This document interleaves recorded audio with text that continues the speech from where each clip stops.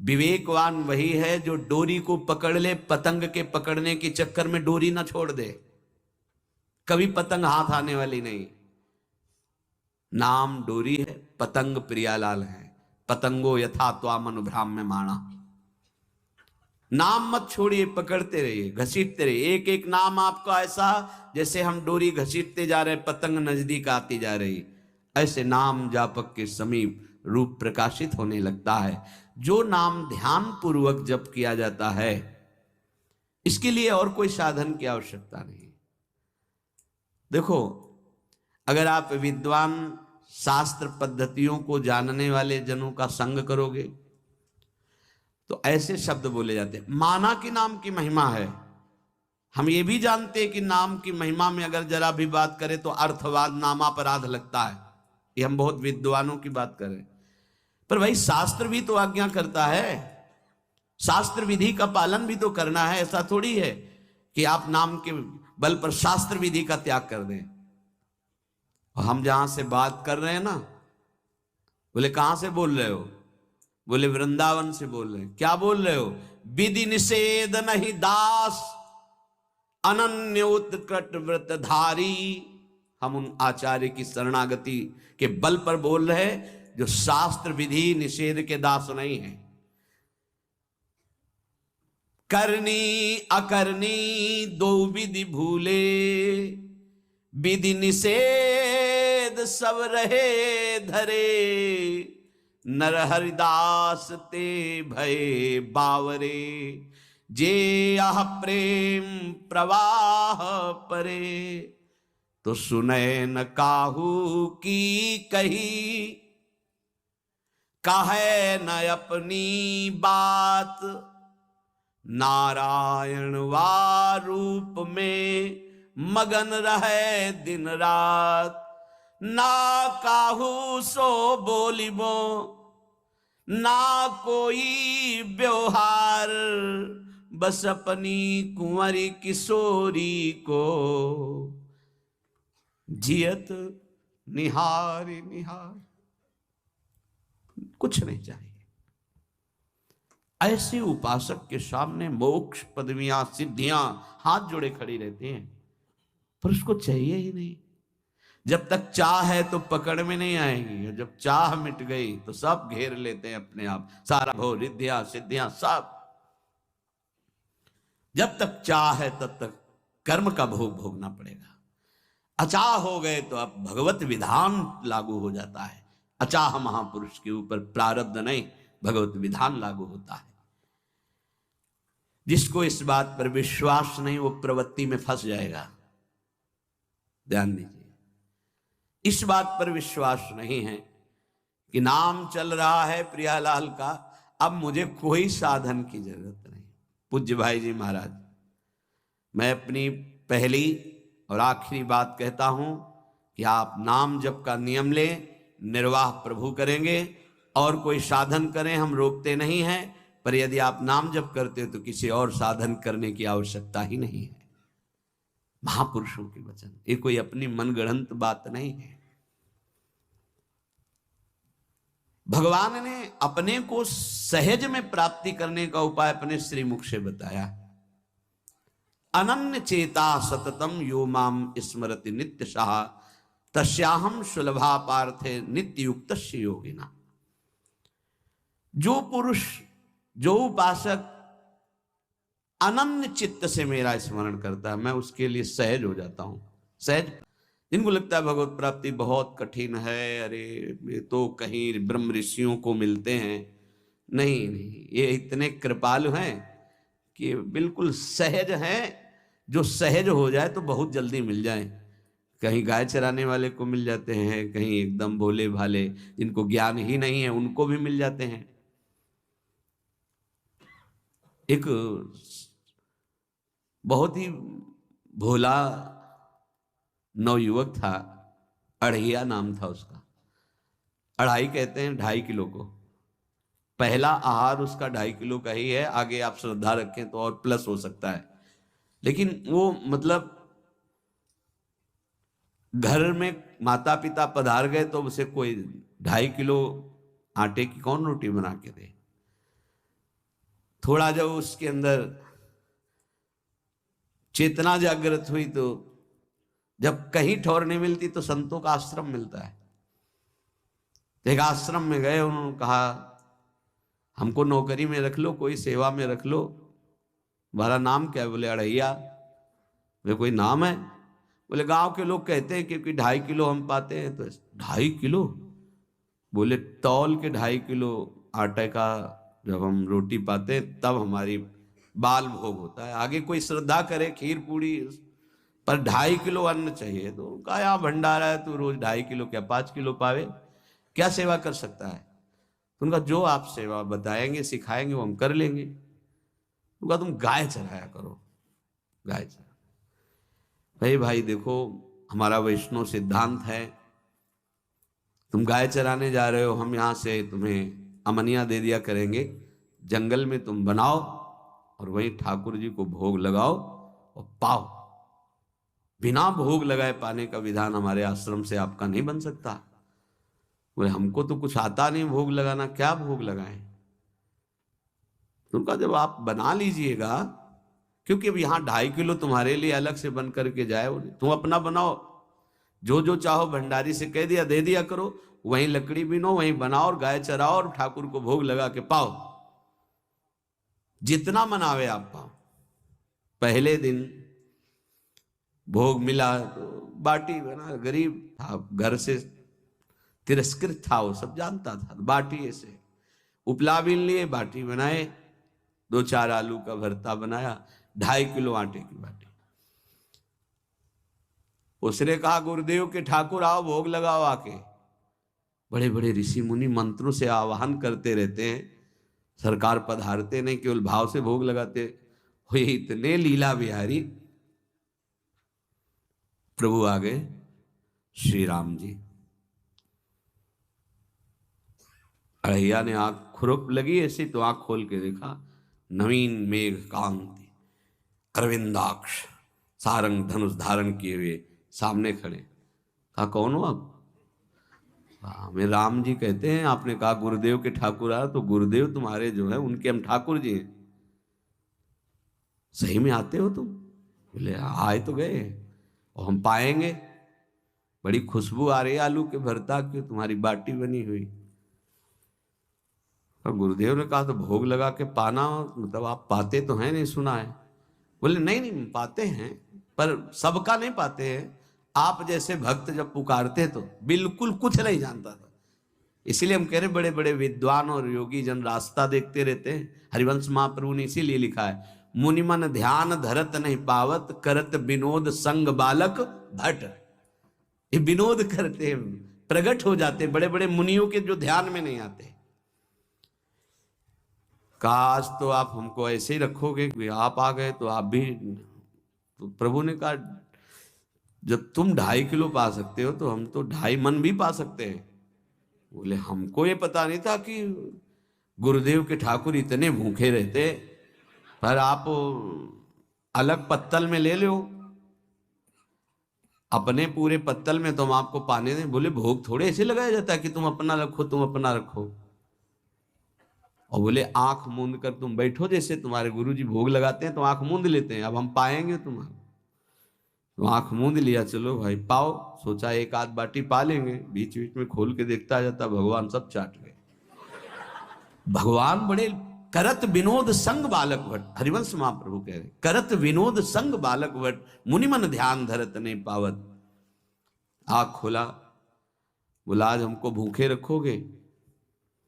बोले जानते हो तुम्हारे गुरुजी ने क्यों भोग लगाने के लिए कहा है?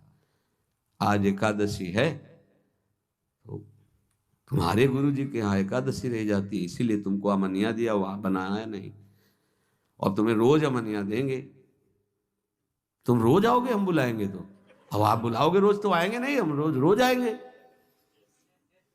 बोले तो ठीक है अगली बार से।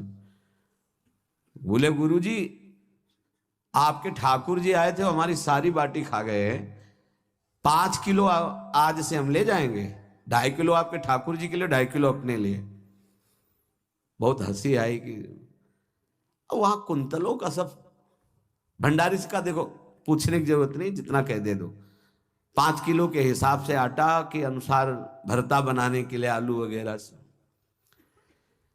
सुबह से गाय लेके निकल जाता, जंगल में छोड़ दिए, उपला में ने आग लगाई, बनाया, वो गोले गोले रख करके, उसमें कोई समय तो लगता नहीं, आग पकी हो तो बहुत सुंदर बाटी बनती। बाटी बनाया, भुरता बना के, पत्तल बड़े बड़े जंगल के से, कहा गुरुदेव के ठाकुर पधारो। तो आँख खोल के देखा साथ में सिया जी। उसने कहा ये कौन है? बोले हमारी अर्धांगिनी है। तो कल क्यों नहीं बताया था आपने कि अर्धांगिनी भी है? ये भी पाती है? बोले हमारे जैसा है। जानकी जी बैठ गई, राम जी बैठ गए, बड़ा सकुच में, पर जानकी जी इतनी करुणा वात्सल्य बरस रही थी कि वो कुछ बोल नहीं पाया, बस देखा, ऐसे कहा पाओ गुरुदेव के ठाकुर। प्रभु आराम से, सिया जो खूब स्वाद बखान बखान करके पाए, वहां खोल कर देखता कि आज भी हम 2.5 किलो अपने ले लाए थे, लेकिन ये दोनों पा गए। गुरुदेव 7.5 किलो। बोले क्यों? आपके ठाकुर की पत्नी भी है ना? कहा हाँ है। तो दोनों आए थे। किसी को विश्वास नहीं हो रहा था। दे दो भाई, अरे गाय को खवाएगा, दे दो, कुछ करेगा, क्या कमी है यहाँ। 7.5 किलो आटा लेकर, अब तो समय लगा।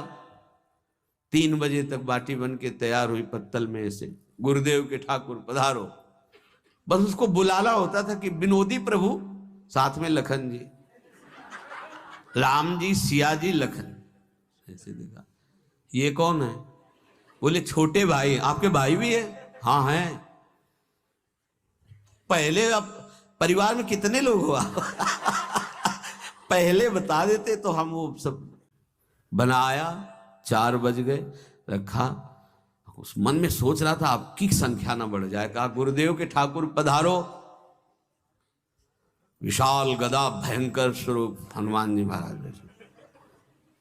आँख खोला तो 3 स्वरूप में प्रभु खड़े हुए थे, सिया राम लखन, हनुमान जी चरणों में बैठे। पूछा ये कौन है? तो कहा ये हमारे प्रिय सेवक हैं हनुमान जी। एक बार आप अपने पूरे परिवार का, अपने सेवकों का वो आप पर्चा बना के दे दो, गुरु जी को दे देंगे जाके। हर बार एक बढ़ जाता है तो भगवान मुस्कुराए, हनुमान जी इसका कुछ बोलना मत, बहुत निराला भगत है। बोले पाओ प्रभु। तो पहले सिया राम जी पाए, फिर जो प्रसाद लक्ष्मण जी पाए, फिर हनुमान जी पाए। हनुमान जी सब पूरा बहुत निर्मल भाव से बनाया हुआ और निर्मल भोला भक्त पा गए।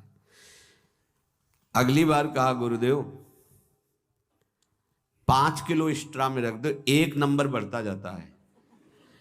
आपके पहले ठाकुर जी आए, फिर ठाकुरायन जी आए, फिर उनके भाई आए, फिर इस बार तो बहुत भयानक रूप, गदा लिए हुए, लाल अरुण वर्ण शरीर का प्रकट हो रहा है। जिधर देखो कंचन वर्ण की कांति, मुख में अरुण वर्ण की कांति।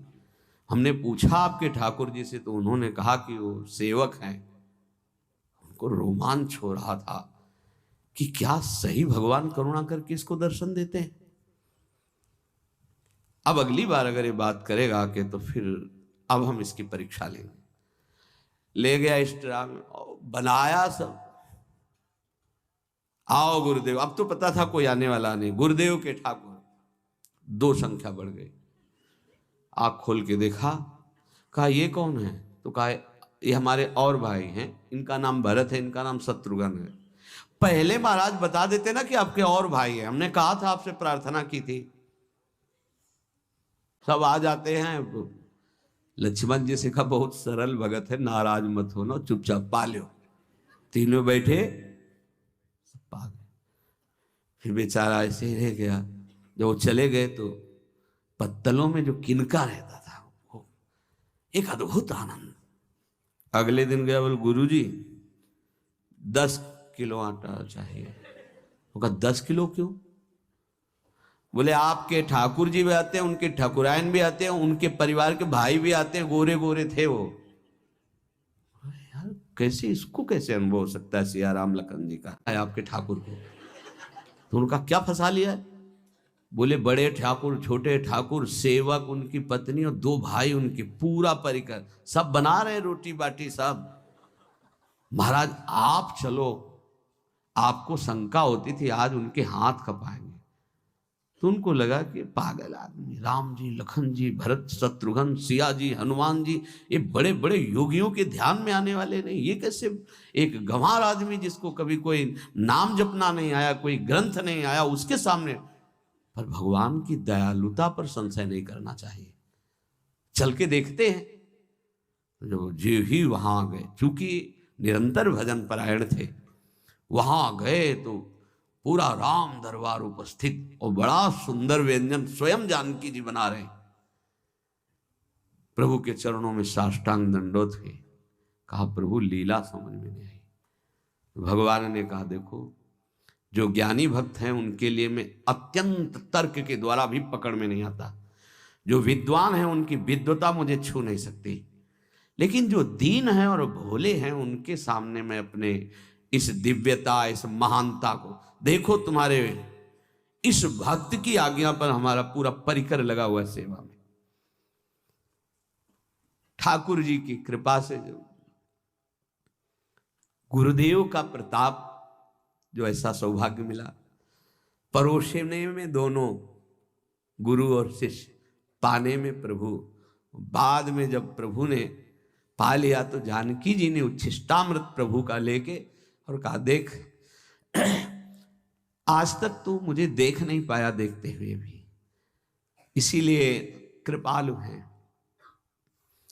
एकांत में श्री तुलसीदास जी रोकर प्रार्थना करते हैं, जनक सुता जग जननी जानकी, अतिशय प्रिय करुणा निधान की, ताके जुगपद कमल मनाऊं, जासु कृपा निर्मल मति पाऊं। करुणा निधान प्रभु श्री राम की अतिशय प्राण संजीवनी मूरी, प्राण प्रिय सियाजू की, सीताजू की वंदना करता हूं, जिससे प्रभु को पसंद है निर्मल मति, निर्मल मन। उनकी कृपा से मेरा मन निर्मल हो जाए, मति निर्मल हो जाए, तासु कृपा निर्मल मति पाऊं। जीव ही जानकी जी ने अपने कर कमल से उस बालक को पवाया, अढ़ैया को, त्रिगुण माया का मल नष्ट हुआ। ओ जी सच्चिदानंद प्रभु का साक्षात्कार निहाल हो गया। कब कौन से गुण पर कैसे जीत जाए विश्वास कीजिए, बस आवश्यकता सहज होने की। हमारी स्वामिनी जो सहज है, सहज होने की आवश्यकता है। जिसको ये कि कहां मुझे ऐसा दुर्लभ सौभाग्य, देखो कोई नाम जप उसके अंदर नहीं, कोई पाठ नहीं, कुछ नहीं। गुरुदेव ने कहा कि भोग लगा के पाना है, भगवत साक्षात्कार हो गया। विश्वास रखना चाहिए कि प्रभु हमें प्रतिपल देख रहे हैं, हमारे साथ हैं। सच्चिदानंद स्वरूप अपने आराध्य देव का निरंतर भजन और ध्यान पूर्वक भजन, ये 2 बातें कह रहे हैं, भजन और ध्यान पूर्वक भजन। पहले भजन करने की क्रिया होती है, फिर भजन में थोड़ी रुचि होती है, फिर ध्यान पूर्वक भजन होता है। ध्यान पूर्वक भजन, चल रहे हैं, बैठे हैं, चेष्टा रहित हैं या चेष्टा युक्त हैं, हर समय वही नाम अक्षर मात्रा सहित एक एक शब्द गूंज रहा है, उसी में प्रियालाल का रूप झलक रहा है। अब हृदय में ध्यान है, मुख में नाम है, मंत्र है, इससे बढ़कर जीवन क्या। विश्वास भक्त को ही होता है, अन्य को हो ही नहीं सकता। कोई भी अगर अपनापन होता है तो प्रियालाल झलकते। जिस समय वो कटा उसी समय वो सामने है कि मैं हूं ना, तो किसकी तरफ देख रहा है, बस। ये जैसे कहा जाता है कि प्रभु वृंदावन से बाहर एक कदम नहीं रखते, तो हमारे भक्त जहां होते हैं वृंदावन के, वहां प्रियालाल जाते हैं। ध्यान रखना, वहीं वृंदावन भूमि प्रकाशित होती है। चाहे वो लाखों कोस दूर हो, वृंदावन वहीं प्रकाशित होगा, उन्हीं के सामने प्रियालाल होंगे। ये भक्ति विश्वास का मार्ग है।